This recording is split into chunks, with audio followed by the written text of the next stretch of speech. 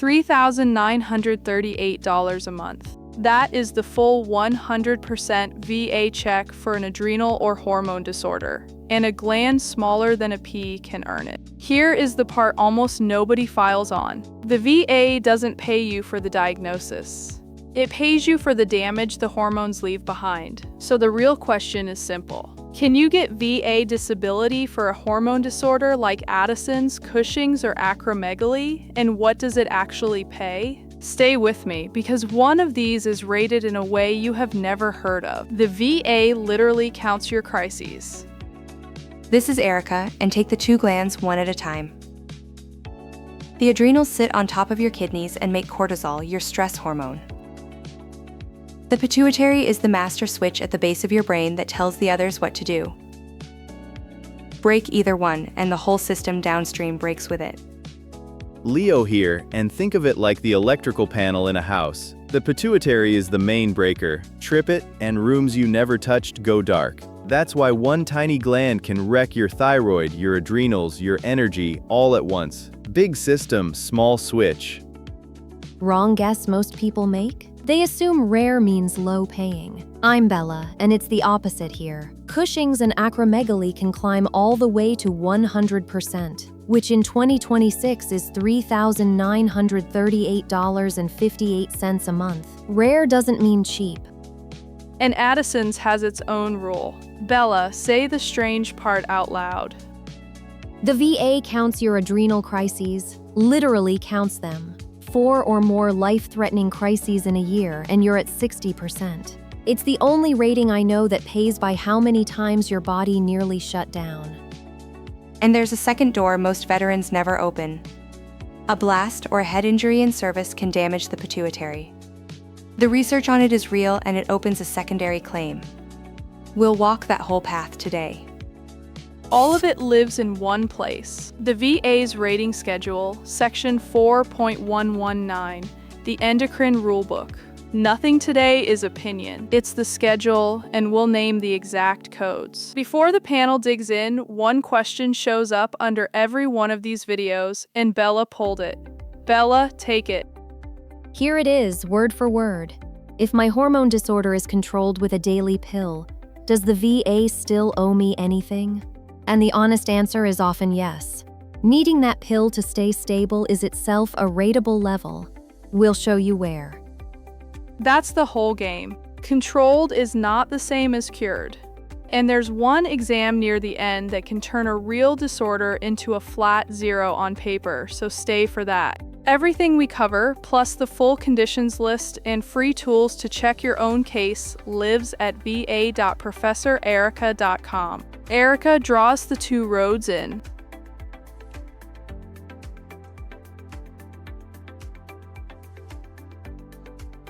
Two roads to a rating, and picking the wrong one is why solid claims stall. Erica, walk road 1, then show us the split. Road 1 is direct. Your hormone disorder either started in service or came from something documented there. Road 2 is secondary, and that's the one people leave on the table. Let me put both side by side.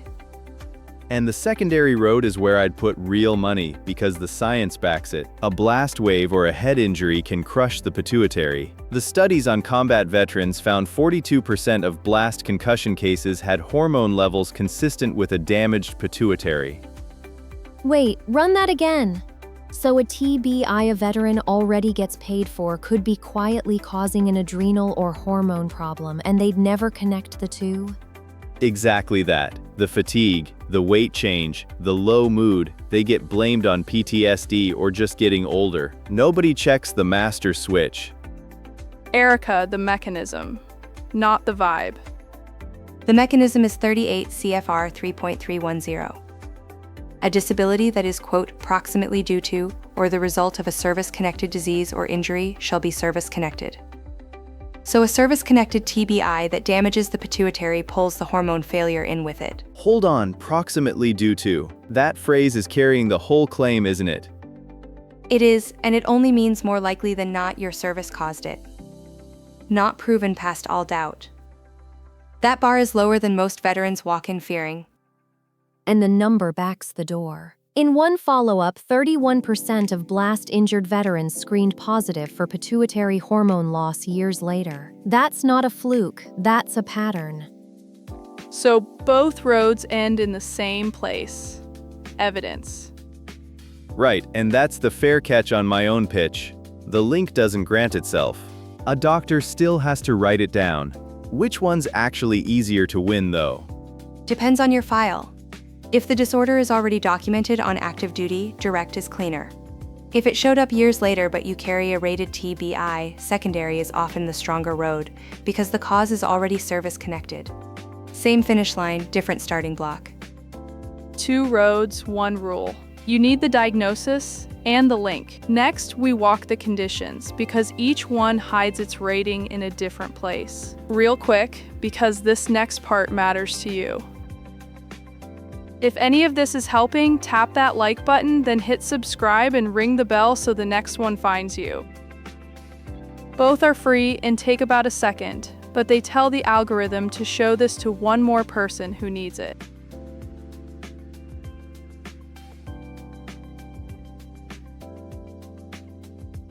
Four conditions, 4 hiding places. File under the wrong code, and you walk away with the wrong check. Let's walk them one by one. Start with Cushing syndrome, too much cortisol. Diagnostic code 7907. The moon face, the striae, the glucose intolerance rate 30%. Muscle wasting so bad you can't rise from a chair pushes 60. An active, progressive disease with osteoporosis and hypertension reaches 100. Then acromegaly, the flip side, too much growth hormone from the pituitary, code 7908. It thickens the hands, the jaw, the brow. Overgrowth alone is 30. Add joint disease, glucose problems, and high blood pressure, it's 60. Rising pressure inside the skull, 100. And both of those trace back to this little gland. I'm looking at where it sits, tucked under the brain, and it's smaller than a grape. That's the master switch Leo keeps talking about, and when a tumor or a blast hits it, the whole body feels it. Now Addison's. Bella, this is the strange one. Addison's is when the adrenals stop making enough cortisol, code 7911, and it's not rated on a lab number. It's rated on how many times your body crashes. 1 or 2 crises a year is 20%, 3 is 40, 4 or more is 60. And the schedule defines both words so a rater can't fudge them. A crisis is peripheral vascular collapse, quote, acute hypotension and shock. An episode is milder, the vomiting, the dehydration, the weakness, without the collapse. 5 or more episodes also gets you to 40. Wait, so even a controlled case counts? If I need steroids every single day just to stay upright? Yes, needing corticosteroid therapy to control it is its own 20% floor, written right into the code. That's the answer to the pill question from the top.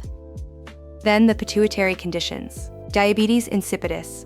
A water balance failure is code 7909, 30% for the first 3 months, then 10. And hypopituitarism itself has no single code. No code at all? Then how does it pay? It pays through the damage it causes. A dead pituitary that knocks out your adrenals gets rated as adrenal insufficiency under that same 7911. Knock out the thyroid, it's rated as low thyroid. You rate the residual, not the label. So the map is drawn, but a code is an empty slot. What fills it is money, and that's next, in real $2026.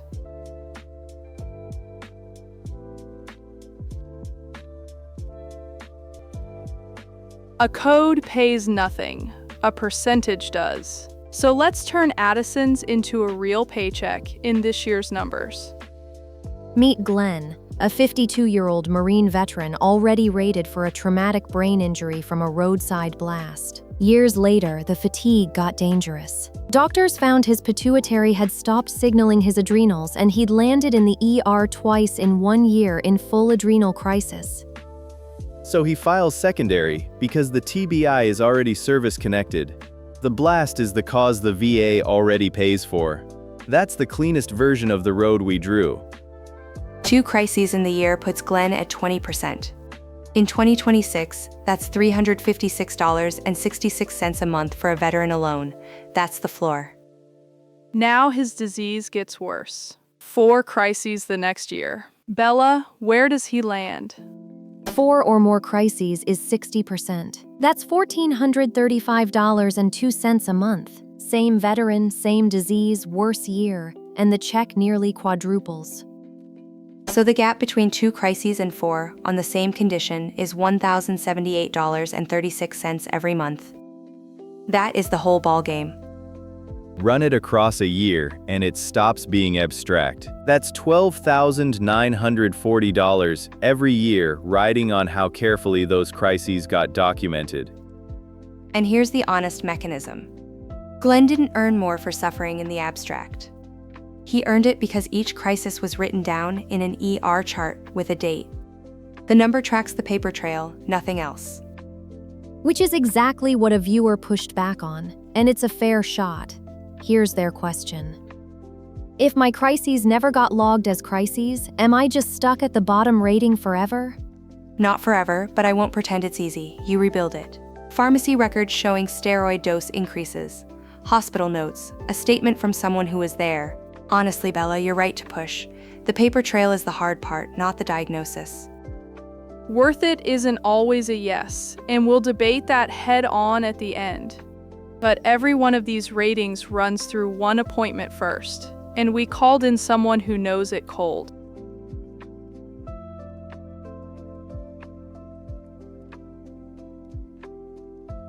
Every dollar we just walked runs through one appointment, the compensation and pension exam. Get it wrong, and a real hormone failure reads on paper as nothing. And this is a lab-driven one, cortisol levels, ACTH, the stimulation test where they check whether your adrenals even respond. Those numbers are the evidence. No labs, no rating. And the piece people fumble is the nexus. The doctor's note linking the disorder to your service, or to a rated condition like your TBI. Without that link, even real damage stalls. This is exactly the kind of thing you want from someone who lives in these files. Let's get them on the line. Happy to jump in, and I'll go straight at the thing that sinks these claims. People file the diagnosis and forget the link. On an endocrine secondary, I want 3 things: the current lab-confirmed disorder, the rated condition that caused it, and one clean sentence from a clinician saying they're at least as likely as not connected. And that standard is gentler than veterans expect. At least as likely as not means 50-50. You don't prove it beyond doubt, you tip it to even, and the benefit of the doubt goes to you. That's written into the rules. 50-50, benefit of the doubt to the veteran. So where does all that actually go, Paula? Where does it go? VA Form 21-526EZ. Item 16 is the box that matters. You name the condition and you explain how it relates to service right there in one line. Look at this, because this is where a secondary claim is won or lost. You write the hormone disorder, and then you tie it to the injury the VA already pays you for. Vague here, and the rater guesses. Specific here, and you've handed them the claim. Wait, back pay. How far back does this actually reach? Your effective date is generally the day the VA received your claim. The regulation 38 CFR 3.400 says the date of the claim or the date entitlement arose, whichever is later. So file the day you're ready, not the day you feel brave. The clock starts when you file. One hard question. If someone's controlled, stable on their meds, no crises this year, are they just out? No, and this is where people undersell themselves. If you need daily corticosteroids just to stay stable, that alone is a 20% flaw in the code. Controlled doesn't mean cured. But I'll be honest, if there's truly no ongoing treatment and no residual, there's nothing to rate. I won't tell you to file air. That's the honest guardrail. File where there's a lab, a treatment, or a documented crisis.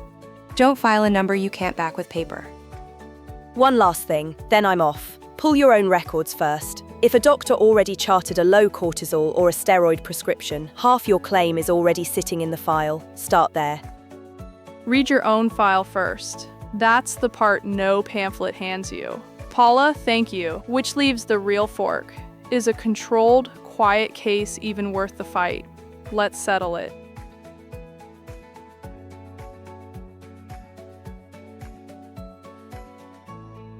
Here's the fork we owe you. A controlled case, stable on a daily pill, no crises this year. Erica says the 20% floor is real money you're owed. Leo says your effort is a resource too, and chasing a small rating can cost more than it pays. Pressure test it. File it. If you need corticosteroids every day to function, that's a 20% floor written into the code, $356 a month, more than $4,000 a year for a condition that already lives in your pharmacy record. Leaving that unfiled is leaving guaranteed money behind. Slow down, $4,000 a year, sure, if it goes clean. But a controlled case with no recent crisis can mean an exam, records pulls, maybe a nexus letter you pay for out of pocket. If the file's thin, you can burn 6 months and still land at zero. Leo, draw the line. Where's the coin flip case? A veteran with 1 borderline lab and no treatment record, that's the maybe. But a daily steroid prescription sitting in the pharmacy system, that's not a coin flip. That's evidence already in the building, and I'd file that every time. And that's the case that actually matters because it's the common one. Daily steroids is not borderline. The code names it by name. Fair, I'll give you that one fully. If the prescription's on record, the fight's half over before it starts. So where does the panel land? And does the effort argument survive? It sharpens it, honestly. I was treating every controlled case the same. Where there's a treatment record or a documented crisis, always file. Where it's 1 borderline lab and nothing else, get the doctor's opinion first, then decide. Leo earned that. It isn't free. And I'll give Erica the bigger half. If the hormone failure is secondary to a TBI you already hold, the cause is proven before you start. That one I'd never talk anyone out of. So here's where we land, and the VA backs it in writing. File when there's a treatment record, a documented crisis, or a service-connected cause like a TBI. When it's 1 borderline lab and nothing else, get the nexus opinion first, so your 50-50 is really a 50-50. And a truly resolved case with no treatment and no residual, let it go. That's the honest verdict. So the verdict stands, and it's a rule you can act on tonight. File where the evidence already exists, line up the nexus first when it's thin, and let a fully resolved case go. Erica, Leo, thank you. Let's bring it home.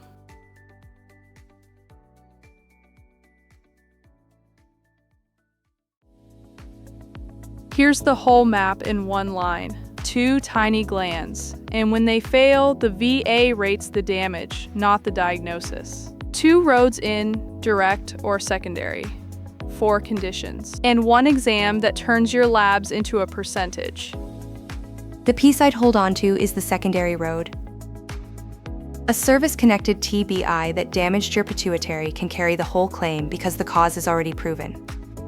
And the number that stuck with me, the gap between 2 crises and 4 on Addison's, is nearly $13,000 a year. Underdocumenting is expensive. Mine's the pill answer. Needing daily steroids just to stay stable is a 20% floor in the code. Controlled is not the same as cured. So here's your move tonight. Pull your own records and hunt for 2 things, a low cortisol lab or a steroid prescription. If a doctor wrote either one down, half your claim is built and you haven't filed it. Hit subscribe because this series climbs the whole VA system 1 benefit at a time, and a like tells the algorithm to show it to the next veteran who needs it. Next time we stay on the conditions list, and here's the hook. There's a thyroid condition the VA can rate even when your blood work reads perfectly normal. Wait until you see how that one works. And before you go, one for the comments. Did the VA ever connect a hormone problem to your service? Or did you have to fight for that link yourself? 1 strong metaphor beats 5 weak ones. See you next time. River, that was the kind of teaching I usually charge for. 9 out of 10. This is Professor Erica. Thanks for watching and signing off.